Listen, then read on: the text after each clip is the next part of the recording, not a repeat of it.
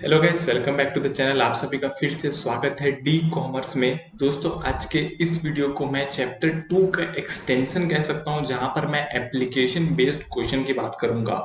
जी हां दोस्तों, यहां पे एक्सरसाइज में 3 क्वेश्चन और ऐड किए गए हैं, जिसको नाम किया है एप्लीकेशन बेस्ड क्वेश्चन। तो आज हम दोस्तों इस वीडियो में देखने वाले हैं एप्लीकेशन क्वेश्चंस चैप्टर नंबर 2 के, जिसका नाम है फॉर्म्स ऑफ बिजनेस ऑर्गेनाइजेशन। तो दोस्तों चलिए बिना वेट के स्टार्ट करेंगे इस वीडियो को। और दोस्तों, वीडियो को स्टार्ट करने से पहले मैं आपको बता दूं कि अगर आपको ये कंटेंट अच्छा लग रहा हो, अगर आप रेगुलरली देख रहे हो, तो लाइक जरूर करिए, कमेंट करिए कि आपको कैसा लगा ये वीडियो, और सब्सक्राइब करिए चैनल को, ताकि आप फ्यूचर में भी ऐसे वीडियोस देख पाए। अब दोस्तों सबसे पहले स्टार्ट करेंगे यहाँ पे क्वेश्चन नंबर 1 से, जो कि है in which form of organisation is a trade agreement made by one owner binding on the others, give reason to support your answer. सबसे पहली बात, यहाँ पे क्वेश्चन समझना बहुत ज्यादा इंपॉर्टेंट है। क्वेश्चन में क्या बोला है? One owner binding on the other, यानी कि एक से ज्यादा ओनर है। तो अगर एक से ज्यादा ओनर है तो यहाँ पे ये हो सकता है पार्टनरशिप फर्म, राइट, या फिर ये हो सकता है कंपनी। ठीक है, अब ऊपर की लाइन पढ़ते हैं। इन विच फॉर्म ऑफ ऑर्गेनाइजेशन, यानी कि पार्टनरशिप फर्म या फिर company, is a trade agreement made by one owner binding on the other, यानी कि अगर एक ओनर ट्रेड एग्रीमेंट करता है तो वही ट्रेड एग्रीमेंट दूसरे ओनर पे भी बाइंडिंग होता है। ऐसा किस केस में होता है? दोस्तों, ऐसा होता है पार्टनरशिप केस में, क्योंकि पार्टनरशिप में जो पार्टनर्स रहते हैं उनके बीच एजेंट और प्रिंसिपल का रिलेशनशिप रहता है। तो इसीलिए वहां पर जो है, अगर किसी एक पार्टनर ने कोई भी ट्रेड एग्रीमेंट किया तो वो बाकी पार्टनर्स के लिए भी बाइंडिंग हो जाता है, और अगर किसी दूसरे पार्टनर ने कोई ट्रेड एग्रीमेंट किया तो वो इस पार्टनर के लिए भी बाइंडिंग हो जाएगा। तो ये बात आपको याद रखनी है। अब इसका आंसर पढ़ते हैं। In a partnership form of business, a trade agreement made by any one owner becomes legally binding for the other partner, यानी कि किसी भी एक पार्टनर ने कोई भी ट्रेड एग्रीमेंट किया तो वो लीगली बाइंड हो जाएगा सभी पार्टनर्स के ऊपर। यानी कि अगर एक पार्टनर ने कोई ट्रेड एग्रीमेंट किया पार्टनरशिप फर्म के नाम से, कोई गुड्स लिया, अब उस गुड्स में लॉस हुआ तो वो सभी पार्टनर्स को बियर करना पड़ेगा। This is due to the fact that every partner is by rule both agent and a principal, यानी कि हर पार्टनर एजेंट भी होता है और प्रिंसिपल भी होता है। So each partner act as an agent of the firm and binds all other partner, यानी कि अगर कोई पार्टनर डील करके आता है तो वो एजेंट होता है फर्म का, और वो दूसरे पार्टनर्स को बाइंड कर देता है उस एग्रीमेंट में। And each partner are also principal of the firm, और हर पार्टनर प्रिंसिपल भी होता है फर्म का। So he is bound by the action of other partners. तो क्या होता है कि अगर वो प्रिंसिपल है तो वो दूसरे के ट्रेड एग्रीमेंट को भी बाउंड हो जाएगा पार्टनर में। तो दोस्तों ये बात आपको ध्यान में रखनी चाहिए। पहला क्वेश्चन जो है बहुत ज्यादा इजी था। अब चलते हैं दोस्तों यहाँ पे दूसरे क्वेश्चन में, जो कि थोड़ा सा बड़ा दिख रहा है लेकिन बहुत ही ज्यादा इजी है। The business asset of an organisation amount to 50,000 rupees, but the debts that remain unpaid are 80,000। अब दोस्तों यहाँ पे ये क्या हो गया? ये हो गया इंसॉल्वेंट। इंसॉल्वेंट कैसे हो गया? क्योंकि इसकी जो लाइबिलिटीज है वो है 80,000, लेकिन इसका एसेट जो है वो है 50,000, यानी कि 80,000 तो पे कर ही नहीं पाएगा, 50,000 ही पे कर पाएगा। तो यहाँ पे बाकी के 30,000 का क्या होगा? आगे पढ़ते हैं क्वेश्चन को। What course of action can the creditors take if, तो जो क्रेडिटर है जिसको पैसा लेना है वो क्या करेगा? जो 30,000 जो और एक्स्ट्रा नहीं मिल रहे हैं, क्रिएटर उस चीज का क्या करेगा? अगर ऑर्गेनाइजेशन जो है सॉल प्रोपराइटरशिप है, पहला पॉइंट। दूसरा पॉइंट, अगर ऑर्गेनाइजेशन पार्टनरशिप फर्म है जहां पे एंथनी और अकबर पार्टनर है, तो वो किस पार्टनर को जाकर पैसा मांगेगा? दो क्वेश्चन है। ठीक है, फर्म इंसॉल्वेंट हो गया, 30,000 रुपए बचा हुआ है, 30,000 रुपए का पेमेंट उसको करना पड़ेगा। अगर वो प्रोप्राइटरशिप में है तो कैसे पेमेंट करेगा? अगर पार्टनरशिप में है दो जन, तो वो दोनों कैसे पेमेंट करेंगे? ये मेन क्वेश्चन है। सबसे पहले बात करते हैं, अगर सोल प्रोप्राइटरशिप रहेगा तो उसकी लायबिलिटी अनलिमिटेड रहती है। मैंने आपको पहले वीडियो में बताया, अगर आपने नहीं देखा हो तो पिछला वीडियो बिल्कुल देख कर आइए, जहां पर मैंने लॉन्ग आंसर क्वेश्चंस को डिस्कस किया है। वहां पर मैंने आपको बताया था कि सोल प्रोप्राइटरशिप में अनलिमिटेड लायबिलिटी रहती है, इसीलिए वहां पर क्रेडिटर्स जो है प्रोप्राइटर का पर्सनल एसेट, जैसे कि मेरा स्मार्टफोन, मेरा लैपटॉप, उसको सेल कर कर भी 30,000 रिकवर कर सकते हैं। ये था पहला आंसर। दूसरा, अगर दूसरा क्वेश्चन क्या था कि पार्टनरशिप में क्या होगा। अब पार्टनरशिप में क्या होगा कि जो भी उसका पीएसआर है यानी कि प्रॉफिट शेयरिंग रेशियो है, जो भी उन्होंने आप म्यूचुअली डिसाइड किया होगा कि भाई 60-40, 40-60, 50-50, 30-70, 60-40, 40-60, जो भी उन्होंने डिसाइड किया होगा उसमें बढ़ जाएगा ये 30,000। यानी कि फॉर एग्जांपल अगर उसने किया 1:2 में, तो 10,000 एक को देना पड़ेगा और 20,000 एक को देना पड़ेगा। वैसा करके वो जो है उसको 30,000 पे करना पड़ेगा। लेकिन अब मान के चलिए किसी एक पार्टनर के पास पैसा ही नहीं है, वो इंसॉल्वेंट हो गया है, वो इंसॉल्वेंट हो गया, उसके पास पैसा ही नहीं है, उसकी सारी जमीन जायदाद बिक चुके हैं, अब उसके पास कुछ नहीं बचा।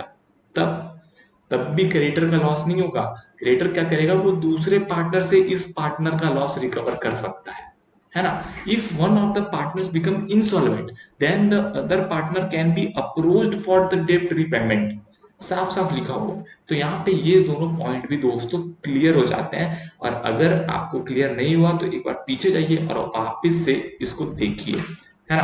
अब चलते दोस्तों तीसरे क्वेश्चन पे, जो कि थोड़ा सा बड़ा और लेंथी दिख रहा है लेकिन बहुत ज्यादा इजी है, जल्द से जल्द कंप्लीट हो जाएगा 5 मिनट के अंदर। Kiran is a sole proprietor है किरण।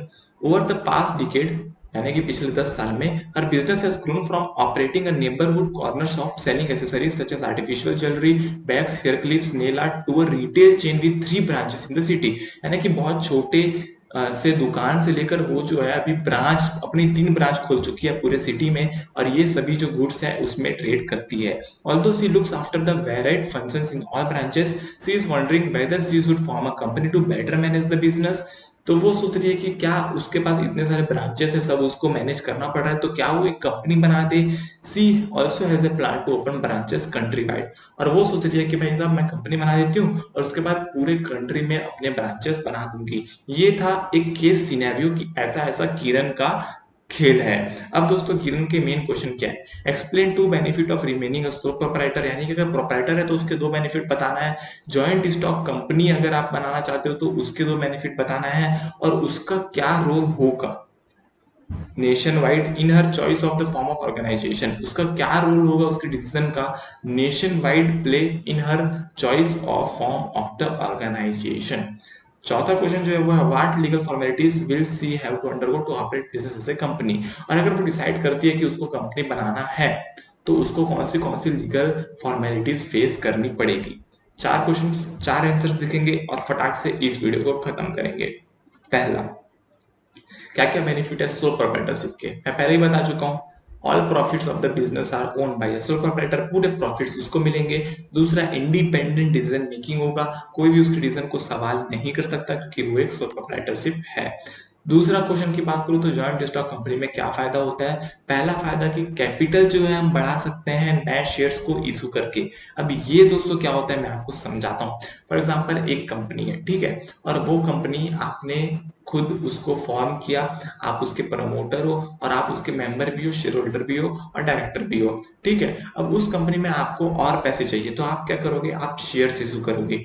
शेयर्स क्या होता है, आपने सुना होगा कि स्टॉक मार्केट में शेयर्स लिस्टेड होते हैं, तो वही जो है वो शेयर्स होते हैं। अब एग्जैक्टली होता क्या है कि फॉर एग्जांपल जो किरण है उसने 10 लाख रुपए लगाए लेकिन उसको जरूरत है 1 करोड़ रुपए की, ठीक है। अब 90 लाख रुपीस वो कहां से लाएगी, तो वो क्या करेगी, पब्लिक को एक सर्टिफिकेट देगी जिसमें लिखा होगा कि मैं आपको 10 रुपए का शेयर देती हूँ कंपनी का, ठीक है। अब 10 रुपए का 90 लाख के लिए यानी कि 9 लाख शेयर इशू होंगे और ये 9 लाख शेयर पब्लिक खरीदेगी और उसके बदले में इसको 90,000 मिलेगा। अब मान के चलो फ्यूचर में 90 सॉरी इसको मिलेगा 90 लाख, मान के चलो फ्यूचर में 1 करोड़ का प्रॉफिट होता है, तब क्या होगा, तब इसके पास 10 लाख बचेंगे और बाकी लोग के पास 90 लाख रुपए बचेंगे। तो ये होता है एक शेयर इशू करने का। मैंने आपको बहुत ही शॉर्ट में बताया, ये बहुत ही वाइड एरिया है, इसको बहुत टाइम लगेगा अगर मैं फुल एक्सप्लेन करने गया तो यहाँ पे एक पॉइंट आप याद रखिए, capital can be expanded by issue of new shares. दूसरा point, the owners liability is limited, company में लायबिलिटी लिमिटेड होती है, मैंने आपको बताया था। Only for the amount invested by them as a capital, जितना वो कैपिटल इंट्रोड्यूस करेंगे उससे ज्यादा पैसा उनका नहीं डूबेगा। ये किरण को फायदा होगा जॉइंट स्टॉक कंपनी में। तीसरा, a joint stock company will best serve her interest, the plan is to go nation wide. अगर क्वेश्चन क्या था कि अगर किरण को नेशन वाइड जाना है तो उसको कौन सा फॉर्म ऑफ बिजनेस चूज करना चाहिए। तो उसका आंसर ये है कि अगर उसको नेशन वाइड डेवलपमेंट करना है अपने बिजनेस का तो उसको कंपनी बनानी चाहिए, जॉइंट स्टॉक कंपनी बनानी चाहिए। थर्ड का आंसर था। फोर्थ का क्या क्वेश्चन था कि उसको अगर कंपनी बनानी है तो कौन से लीगल फॉर्मेलिटीज उसको कंप्लीट करने पड़ेंगे। उसका आंसर है पहला, कंपनी का प्रमोशन करना पड़ेगा। कंपनी का प्रमोशन करना मतलब ये नहीं कि कंपनी के एडवर्टाइजमेंट करना, कंपनी का प्रमोशन करना यानी कि कंपनी को फॉर्म करना, कंपनी को बनाना, कंपनी को डेवलप करना, पहला पॉइंट। दूसरा पॉइंट, जो भी कंपनीज एक्ट है उसमें कंपनी को रजिस्टर कराना पड़ता है। अब जब आप कंपनीज एक्ट में कंपनी को रजिस्टर कराने जाओगे ना, तो जो वहां एक आदमी बैठा होगा उसका नाम होगा रजिस्ट्रार, रजिस्ट्रार ऑफ कंपनी। वो आदमी आपको पूछेगा कि भाई साहब आप क्या अपने कंपनी का एमओए और एओए लेकर आए हैं। अब आप बोलोगे एमओए और एओए क्या होता है।